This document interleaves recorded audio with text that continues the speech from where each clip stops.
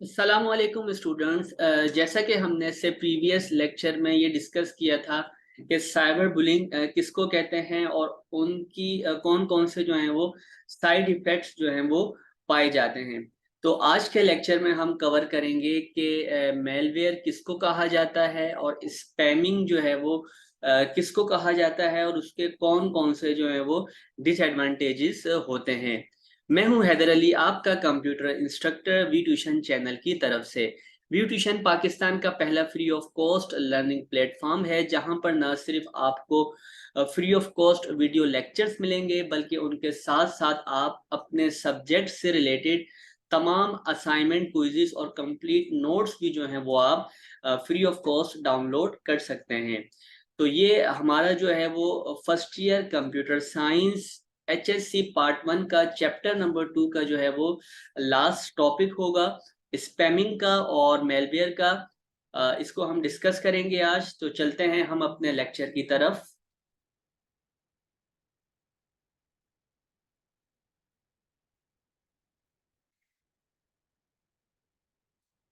Chapter number 2 information network, lecture number 13 spamming and malware. Outline में हमारे पास आ जाती हैं। हम देखेंगे कि स्पैमिंग किसको कहा जाता है और उसके डिसएडवांटेजेस क्या होते हैं। इसी तरह से मेलवेयर किसको कहा जाता है और उसके डिसएडवांटेजेस क्या होते हैं।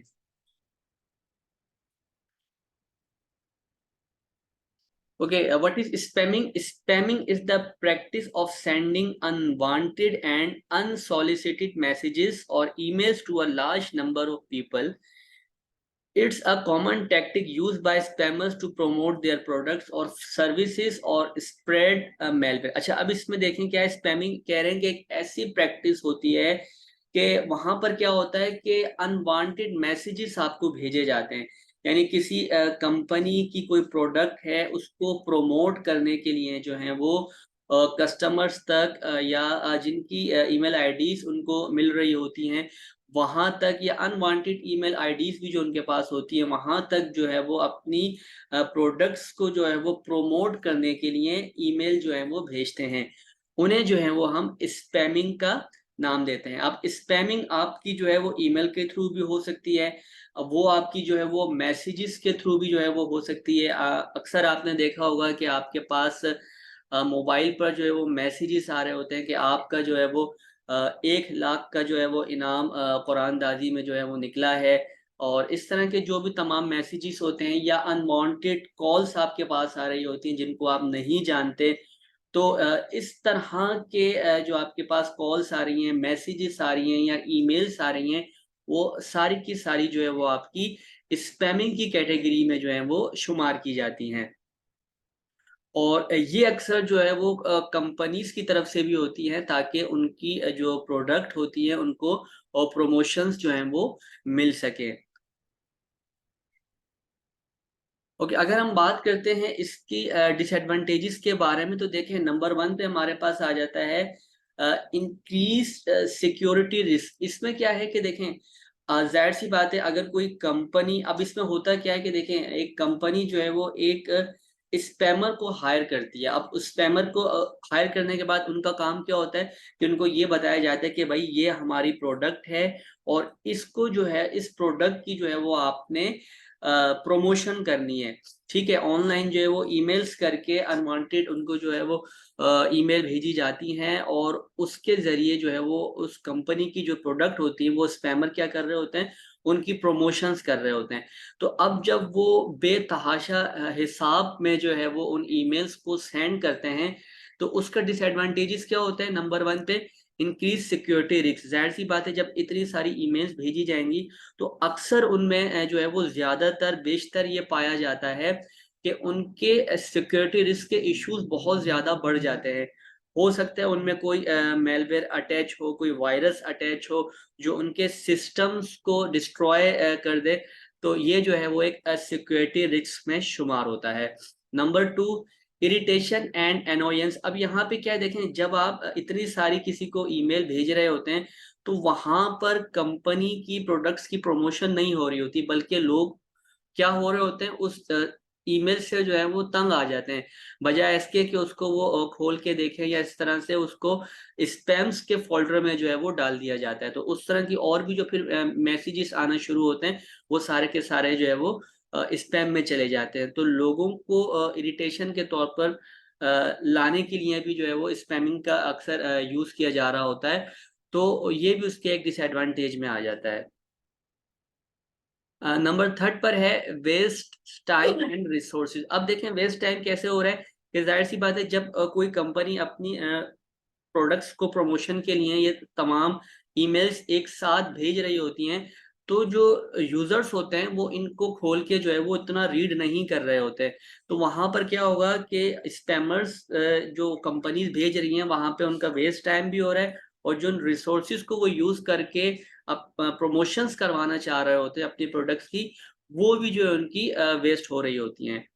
Number fourth, can lead to legal consequences. अब यहाँ पे क्या होता है कि देखें, अब बहुत सी कंट्रीज में स्पैमिंग पर जो है वो कुछ कानून भी बनाए गए हैं, कि जो ये स्पैमर्स कर रहे होते हैं इस ईमेल्स को या अनवांटेड कॉल्स को या मैसेजेस को फॉरवर्ड कर रहे होते हैं, उनके खिलाफ जो है वो कानून भी बनाया गया है और एक्शंस भी जो है वो लिए जाते हैं। तो ये तमाम जो है वो उनके डिसएडवांटेजेस में जो है वो आ जाती हैं स्पैमिंग की। नंबर टू पे हमारे पास है मेलवेयर।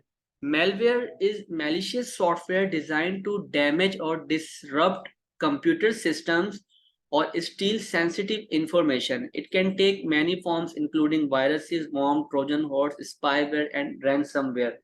अच्छा, अब देखें मेलवेयर क्या है। मेलवेयर एक ऐसा सॉफ्टवेयर होता है जो कि आपके सिस्टम को डैमेज करने के लिए, ठीक है, बनाया जाता है, या आपकी जो पर्सनल इंफॉर्मेशंस होती है उसको स्टील करने के लिए है जो है वो हम इस मेलवेयर का जो है वो यूज कर रहे होते हैं। बहुत से जितने हैकर्स आपके होते हैं वहां पर जो है वो इन मेलवेयर सिस्टम का, सॉफ्टवेयर का जो है वो यूज करके लोगों के कंप्यूटर सिस्टम को हैक करते हैं, और उनके बाद उनकी जितनी भी ये आपकी सेंसिटिव इंफॉर्मेशंस होती हैं, आपके पासवर्ड्स होते हैं, ईमेल आईडीज होती हैं, डेटा, आपका बैंक अकाउंट है, ये तमाम जो है वो हैक कर लिया जाता है। तो ऐसे सॉफ्टवेयर को जो है वो हम मेलवेयर का नाम देते हैं। अब इसमें बहुत सारे फॉर्म्स आ जाते हैं, वायरस आ जाते हैं, बॉम्ब्स हैं, ट्रोजन हॉर्स हैं, स्पाईवेयर हैं, ये रैंसमवेयर, ये तमाम जो हैं वो इसकी टाइप्स आती हैं। अब मेलवेयर में अगर हम बात करते हैं, देखें इसमें अक्सर होता क्या है कि यहाँ पर डेटा थेफ्ट के लिए इसका यूज किया जाता है। फाइनेंशियल आपकी जो है वो जो है इसमें कह सकते हैं कि आपका मनी लेने के लिए, फाइनेंशियल लॉस के लिए इसका यूज किया जाता है, या आपकी जो आइडेंटिटी होती है उसको चुराने के लिए भी जो है वो इन मेलवेयर का जो है वो यूज किया जाता है।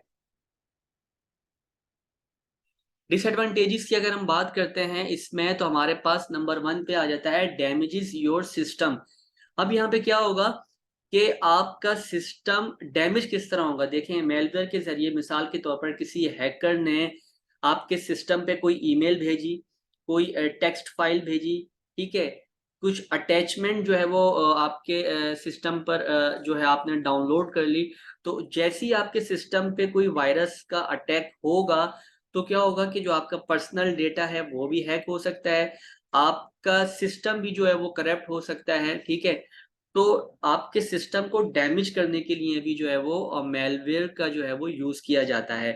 Number two, steel sensitive information. अब यहाँ पे क्या है कि जो आपकी सेंसिटिव इंफॉर्मेशन होती है, जैसे कि आपकी लॉगिन आईडी, पासवर्ड्स हैं, आपके बैंक अकाउंट हैं, उनकी इंफॉर्मेशंस हैं, ठीक है, वो तमाम जो हैं वो चुरा ली जाती हैं इन मेलवेयर सॉफ्टवेयर्स के जरिए।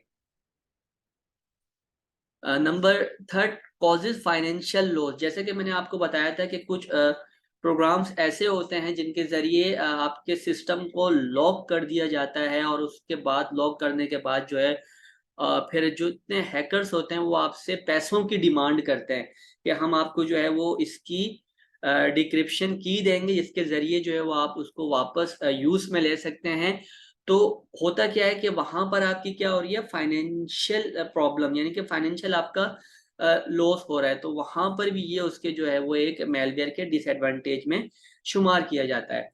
Number 4, reduce system performance. अब देखें यहाँ पे रिड्यूस सिस्टम परफॉर्मेंस कैसे आपकी रिड्यूस होगी, जब वायरस का अटैक आपके सिस्टम में होगा तो सबसे पहले आपका सिस्टम स्लो डाउन होना शुरू हो जाएगा। जैसे ही सिस्टम स्लो डाउन होगा आपका सिस्टम हैंग होना शुरू होगा, और इस तरह से जो है वो आपकी सिस्टम की परफॉर्मेंस जो है वो रिड्यूस होने लग जाएगी।